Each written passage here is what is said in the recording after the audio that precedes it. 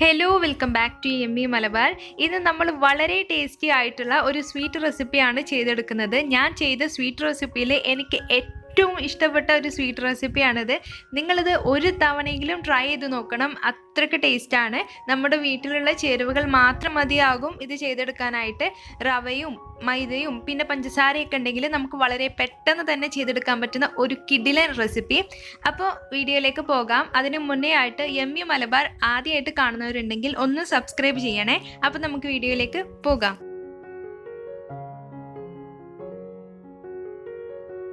ആദ്യം ഒരു പാനിലേക്ക് ഒരു 2 ടീസ്പൂൺ അളവിൽ നെയ്യ് ചേർത്ത് കൊടുക്കണം. ഞാനിവിടെ 6 kg ആണ് ഇപ്പോൾ എടുത്തിട്ടുള്ളത്. നെയ്യ് ചേർത്ത് കൊടുത്തതിന് ശേഷം അതൊന്ന് ജസ്റ്റ് ഒന്ന് ചൂടായി വന്നാൽ ഇതിലേക്ക് 1/2 കപ്പ് അളവിൽ റവ ചേർത്ത് കൊടുക്കാം.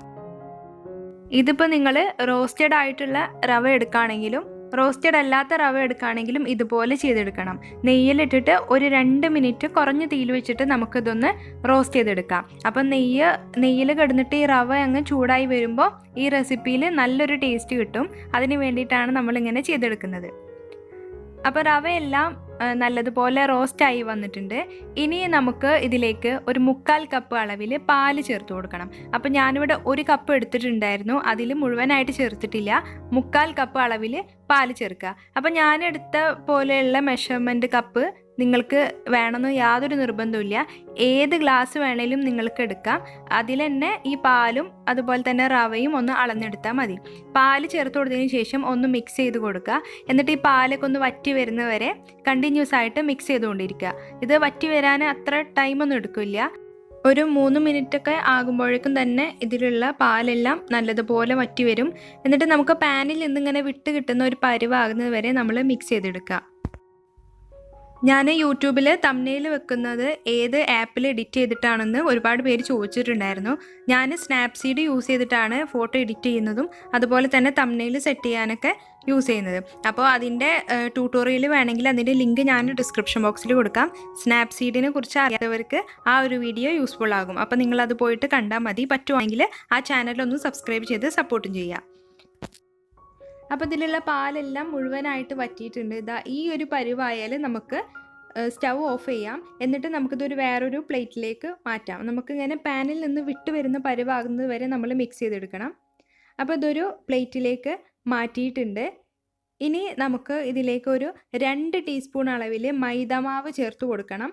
മൈദക്ക് പകരം നിങ്ങൾക്ക് ഈ റെസിപ്പിൻ്റെ ടേസ്റ്റ് ഒന്നും കൂടി കൂട്ടാനായിട്ട് നിങ്ങൾക്ക് ഇതിലേക്ക് പാൽപ്പൊടി ചേർക്കാം. പാൽപ്പൊടി ചേർത്താലും നല്ല ടേസ്റ്റാണ്. മൈദ ചേർത്താലും ടേസ്റ്റ് കുറവൊന്നുമില്ല. അപ്പോൾ നിങ്ങളുടെ കയ്യിൽ പാൽപ്പൊടി ഉണ്ടെങ്കിൽ ഈ 2 ടീസ്പൂൺ മൈദക്ക് പകരം പാൽപ്പൊടി ചേർത്ത് കൊടുക്കാം. എന്നിട്ട് നമുക്ക് നന്നായിട്ടൊന്ന് കുഴച്ചെടുക്കണം.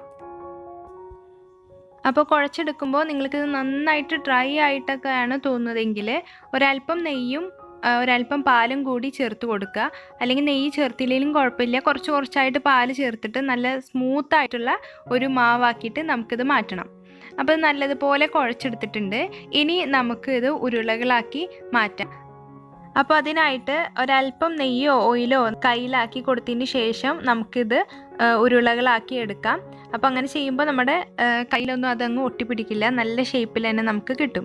അപ്പോൾ അതാ ഈ ഒരു ഷേപ്പിലാണ് ഞാൻ ആക്കിയെടുത്തിട്ടുള്ളത്. ഇതുപോലെ നമുക്ക് ബാക്കിയുള്ളതെല്ലാം അങ്ങ് ആക്കിയെടുക്കാം. ഒരു 1/2 കപ്പ് റവയും 2 ടീസ്പൂൺ മൈദയും വെച്ചിട്ടാണ് നമ്മൾ ഇത്രയും ചെയ്തെടുത്തത്. അപ്പോൾ നിങ്ങൾക്ക് ഇതിലും കൂടുതൽ വേണമെങ്കിൽ ഞാൻ എടുത്ത അളവെല്ലാം നിങ്ങൾ ഡബിൾ ആക്കിയിട്ട് ചെയ്താൽ മതി.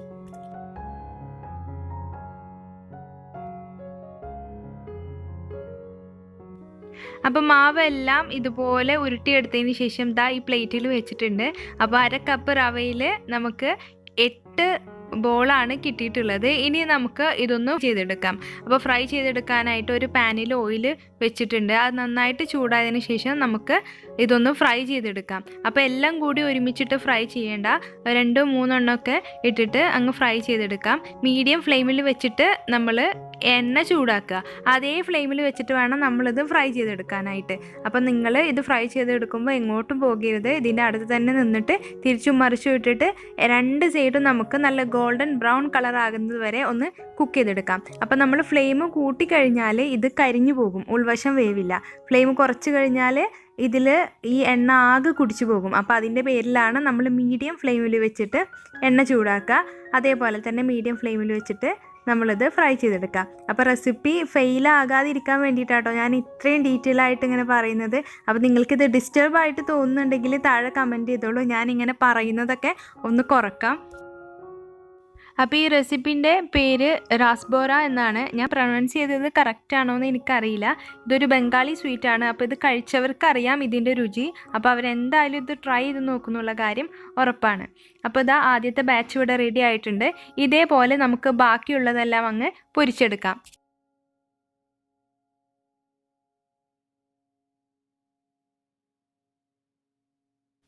അപ്പോൾ ഇതെല്ലാം ഫ്രൈ ചെയ്ത് കഴിഞ്ഞിട്ടുണ്ട്. ഇനി അടുത്ത സ്റ്റെപ്പ് എന്ന് പറയുന്നത് ഷുഗർ സിറപ്പ് ചെയ്തെടുക്കലാണ്.